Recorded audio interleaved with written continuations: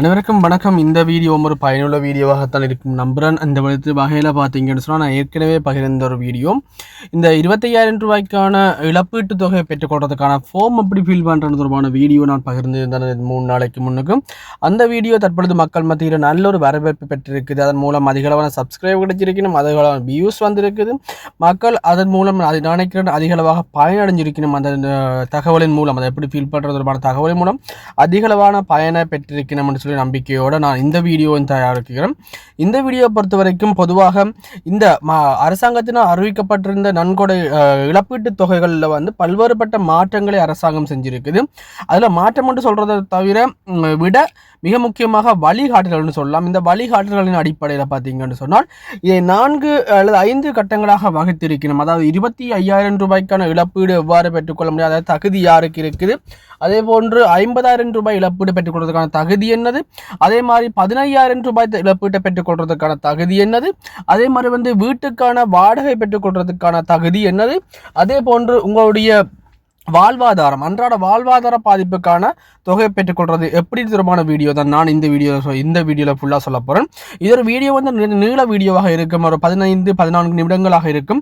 ஆகவே ஸ்கிப் பண்ண வீடியோ பாருங்கள். தொடர்ந்து இன்னொரு இந்த பர்சனல் ரிக்வஸ்ட் தான், வீடியோ பார்க்க நீங்கள் லைக் பண்ணிக்கொள்ளுங்க. அப்போ லைக் பண்ணி ஷேர் பண்ணிங்கன்னு சொன்னால் தான் இந்த வீடியோ இன்னும் பல்வேறு நபர்களுக்கு போய் சேரும்.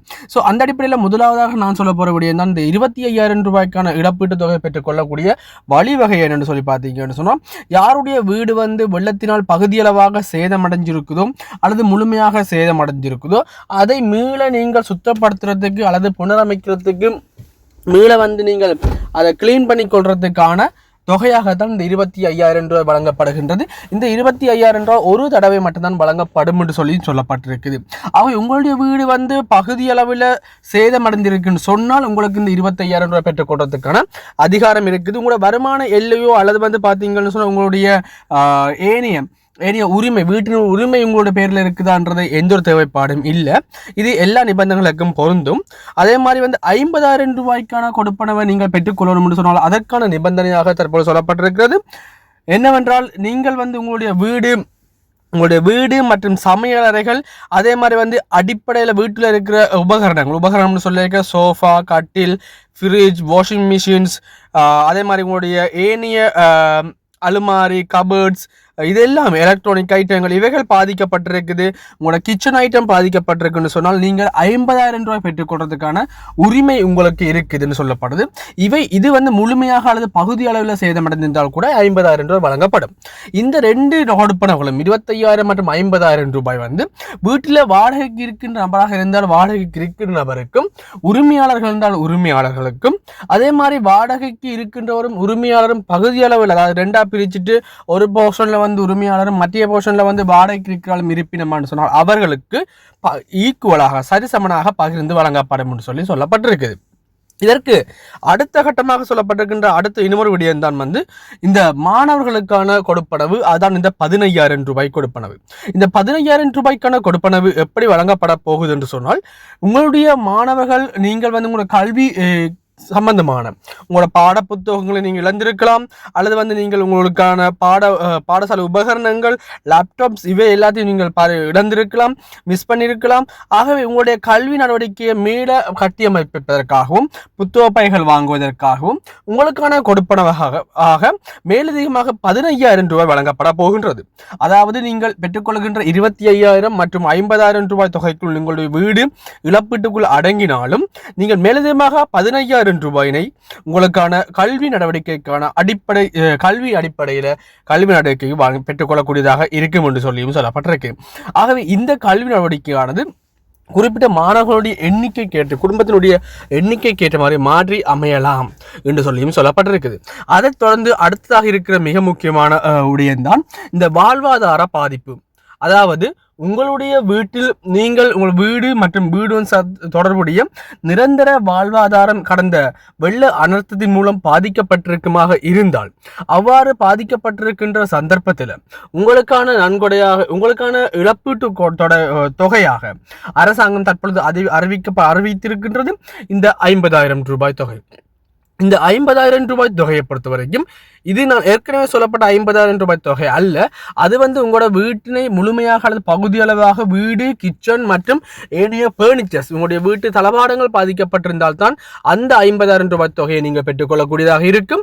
இது உங்களுடைய வாழ்வாதாரம் பாதிக்கப்பட்டிருந்தால், உங்களுடைய கடைகள், அதே மாதிரி உங்களுடைய நீங்கள் வீட்டோடு சேர்த்து கடைகள் செஞ்சிருப்பீர்கள், தொழில் நிலையங்கள் வச்சிருந்திருப்பீங்க, ஃபேக்டரிஸ் இருந்திருக்கும், உங்களோட சிறு தொழில் நிலையங்கள் இருந்திருக்கும், அல்லது உங்களோட நீங்கள் ஒரு டெலிவரி பாய்ஸ்ன்னு சொன்னால் உங்களோட பைக்ஸ் எல்லாம் பாதிக்கப்பட்டிருக்கும், டிராக்டர்ஸ் இருந்தால் டிராக்டர்ஸ் பாதிக்கப்பட்டிருக்கும், வயல்கள் பாதிக்கப்பட்டிருக்குது.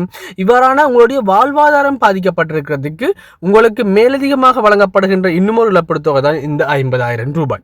இந்த 50,000 ரூபாயானது வாழ்வாதாரம் பாதிக்கப்பட்டவரின் குடும்ப தலைவரிடம் ஒப்படைக்கப்படும், அந்த தலைவருக்கு வழங்கப்படும் என்று சொல்லப்பட்டிருக்குது. பெரும்பாலும் இந்த 3 வீல்ஸ் வச்சிருக்கிறார்களாம் அதிக அளவு பாதிச்சிருந்துச்சுன்னா, ஆக இவர்களுக்கு இந்த கொடுப்படவு ரிப்பேர் அடிப்படையில் வழங்கப்படும் என்று சொல்லியும் சொல்லப்பட்டிருக்கு. இதற்கு அடுத்த கட்டமாக இருக்கிற மற்றைய கொடுப்பனவு தான் இந்த வாடகை அடிப்படையிலான கொடுப்பனவு.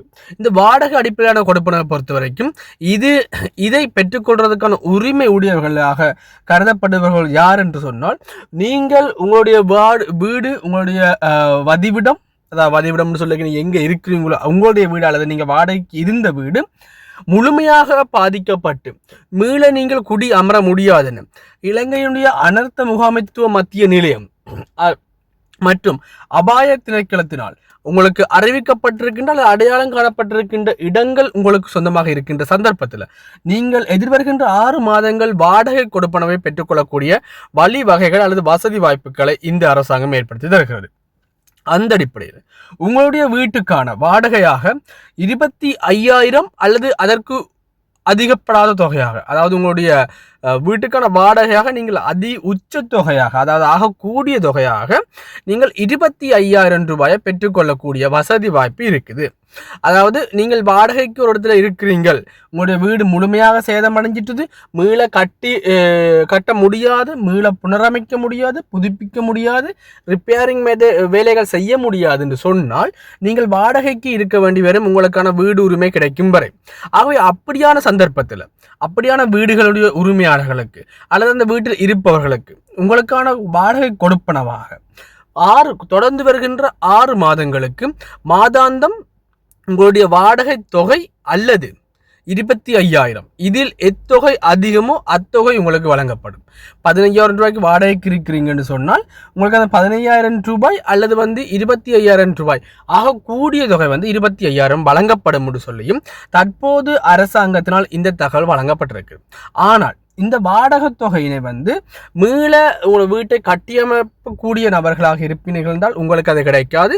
அதே மாதிரி உங்களுடைய ரிப்பேரிங் பண்ணிட்டு நீங்கள் வீட்டுக்குள்ளே போக முடியும் என்று சொன்னால் உங்களுக்கு அது கிடைக்காது. அனர்த்த முகாமைத்துவ மத்திய நிலையம் உங்களுடைய இருப்பிடம் பாதுகாப்புக்கு அச்சுறுத்தலான பகுதி என்று சொல்லி அடையாளப்படுத்தவில்லை என்று சொன்னால் உங்களுக்கு அது கிடைக்காது.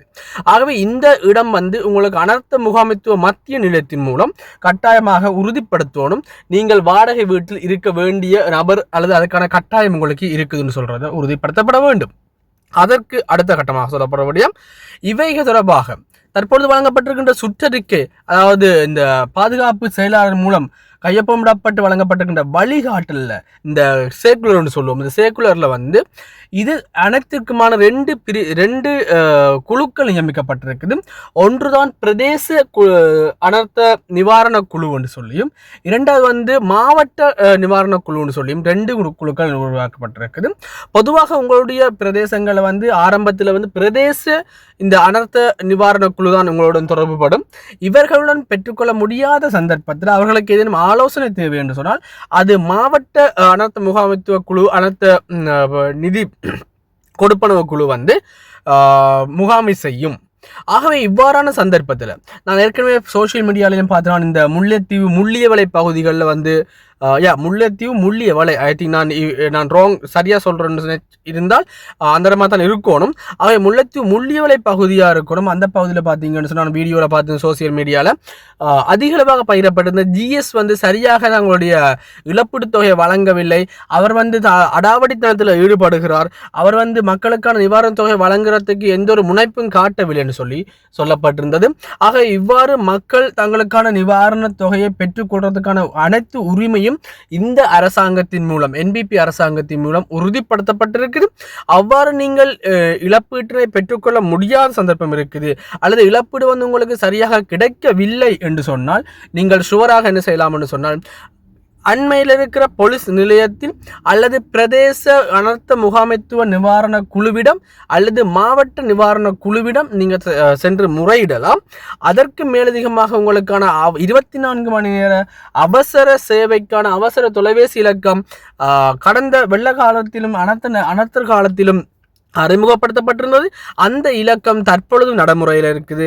அதுதான் 1904 என்கின்ற இந்த தொலைபேசி இலக்கம். இந்த அவசர இலக்கத்திற்கு மக்கள் எந்நேரத்திலும் 24 மணித்தியாலயங்களும் நீங்கள் அவர்களுக்கான கோல் அழைக்கலாம். அழைத்து உங்களுடைய பிரதேசத்தில் இடம்பெறுகின்ற நிவாரண மோசடிகள், நிவாரணம் வழங்குகிறத ஜிஎஸ் அல்லது வந்து நிவாரணத்துக்கான அந்த வழங்குகின்ற உத்தியோகத்தர்கள் சரியாக வழங்கவில்லை என்று சொன்னால் நீங்கள் முறைப்பாடு செய்யலாம். கடந்த காலங்களில் இவ்வாறான வசதிகள் இருந்திருந்தாலும் அவற்றுக்கான ஆக்ஷன்ஸ் வந்து பெருசாக இடம்பெற்றது என்று சொன்னால் I am not sure. But இந்த முறை வந்து என்ன அதற்கான நிபந்தனைகள், அதற்கான ஆக்ஷன்ஸ் எல்லாமே உடனுடன் எடுக்கப்படுது. நீங்கள் நேற்றும் பார்த்திருப்பீங்கள், இந்த மன்னார் மாவட்டத்தில் இடம்பெற்ற மன்னார் அபிவிருத்தி குழுவினுடைய புத்தளம் அபிவிருத்தி குழு இந்த 2 இடங்களில் மேற்பட்டிருந்த அந்த மாற்றத்தை நீங்கள் பார்த்திருந்திருப்பீர்கள். ஸோ மிக முக்கியமாக நான் திருப்பியும் சொல்கிறேன், ஏதேனும் நிவாரணம் பெற்றுக்கொள்றதுக்கான உரிமை உங்களுக்கு இல்லை என்று சொல்லப்பட்டு நீங்கள் உண்மையாகவே பாதிக்கப்பட்ட நபராக இருந்தால் நீங்கள் பயப்படாமல் உங்களுக்கான ஆக்ஷன்ஸை நீங்கள் எடுக்கலாம். இதற்கான ஏனைய வழிகாட்டல்கள் ஏதாவது தேவை என்று சொன்னால், உங்களுடைய கிராமங்களில் உங்களுக்கான தொகைகள் வழங்கப்படலை என்று சொன்னால் அதை நீங்கள் எனக்கு என்னுடைய கமெண்ட் செக்ஷனில் நீங்கள் சொன்னீங்கன்னு சொன்னால் நான் அதை உரிய நபர்களிடம் கொண்டு சேர்க்கிறதுக்கும் தயாராக இருக்கிறேன். என்னால் முடிந்த அளவு சப்போர்ட் வழங்குறது தயாராக இருக்கிறேன். இன்னும் ஒரு மிக முக்கியமான விடயம் தான், கம்பஹா மாவட்டத்தில் தற்பொழுது நடமாடும் சேவை திட்டம் வந்து இலங்கை பதிவாளர் திணைக்களத்தினால் ரெஜிஸ்ட்ரேஷன் டிபார்ட்மெண்ட் மூலம் தற்பொழுது அறிமுகப்படுத்தப்பட்டிருக்குது. வெள்ள அனர்த்தத்தின் மூலம் நீங்கள் உங்களுடைய ஆவணங்கள் கம்பஹா மாவட்டத்தில் இருக்கின்ற நபர்கள் அதை அண்டிய நபர்கள் தொலைத்திருந்தால் அல்லது வந்து மிஸ் பண்ணி இருந்தால் நீங்கள் உங்களுக்கான ஆவணங்களை பெற்றுக்கொள்றதுக்கான அதிக வாய்ப்புகளை இந்த நடமாடும் சேவை வழங்கப்படுகிறது. ஆகவே நடமாடும் சேவைக்கு நீங்கள் சென்று அதற்கான நடவடிக்கைகளை ஏற்படுத்தி கொள்ள முடியும். உங்களுடைய பிரதேச கிராம சேவகர்கள், அதே மாதிரி வந்து சமுர்த்தி உத்தியோகத்தர்கள், அதே மாதிரி வந்து கிராம அபிவிருத்தி சங்கங்கள் இவர்களுடன் தொடர்பு கொள்வதன் மூலம் உங்களுக்கான அந்த நடமாடும் சேவை இடம்பெறுகின்ற இடங்கள் தகவல்களை தெரிஞ்சு கொள்ளக்கூடியதாக இருக்கும்.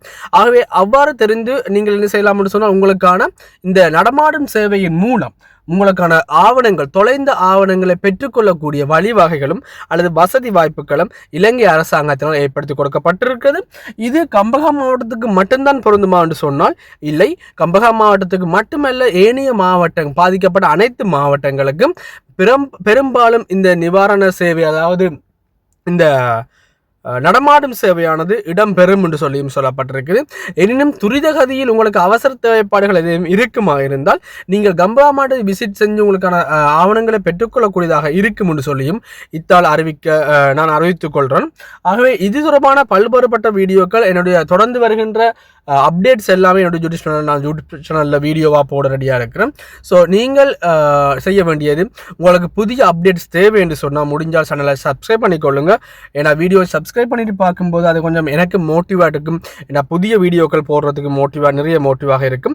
அதே சந்தர்ப்பத்தில் லைக் பண்ணிக்கொள்ளுங்க, ஷேர் பண்ணுங்க. லைக் பண்ணிக்கு தான் அந்த வீடியோஸ் வந்து இன்னும் நிறைய நபர்களுக்கு போய் சேரும்ன்றதும் ஒரு முக்கியமான விடயம் யூடியூப்பை பொறுத்த வரைக்கும். ஆகவே வீடியோவை வந்து லைக் பண்ணி ஷேர் பண்ணிட்டு பாருங்கள்.